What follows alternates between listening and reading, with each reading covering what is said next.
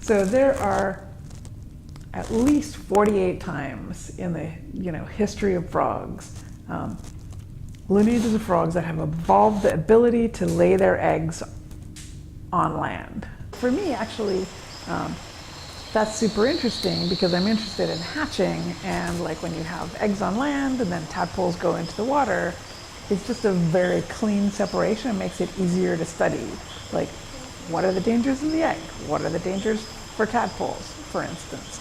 And that could be both on like a biotic level, what are its predators that are going to eat it, but it also could be on like a physical and physiological level. So here you are in the air, there's oxygen, right? But it's kind of dry, even here in the tropics, compared to like there you are in the water, and you're not going to dry out.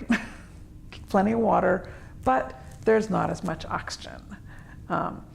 So these are just very basic abiotic physical differences in the environment that when a frog has evolved terrestrial eggs, now its embryos have to cope with a very different physical environment as well as a different biotic environment, different natural enemies. Javier is interested in this evolutionary transition, right, of frogs laying eggs in water, and now they're laying eggs on land.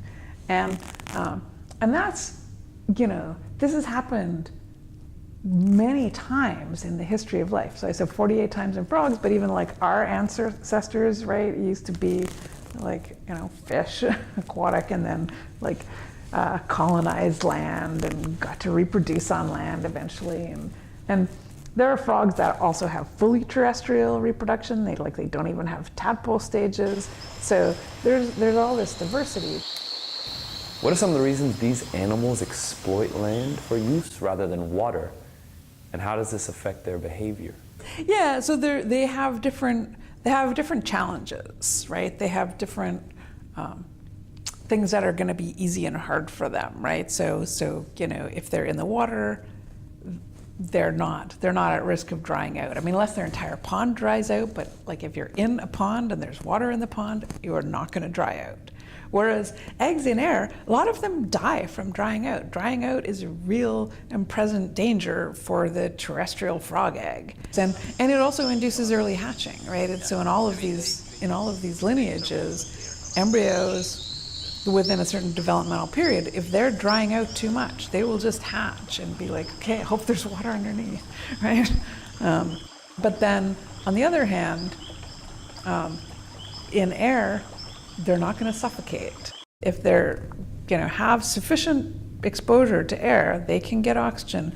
In the water, well, water varies, right? You could have like a nice, clean spring or stream. You could have like a clear glass of water. It'll have a lot of oxygen in it. But if you have a pond with rotting vegetation and stuff, there may be actually very little oxygen in that water. And if a clutch of eggs that was terrestrial falls into that pond and it falls down to the bottom of the pond, it could totally suffocate. And that will also induce hatching.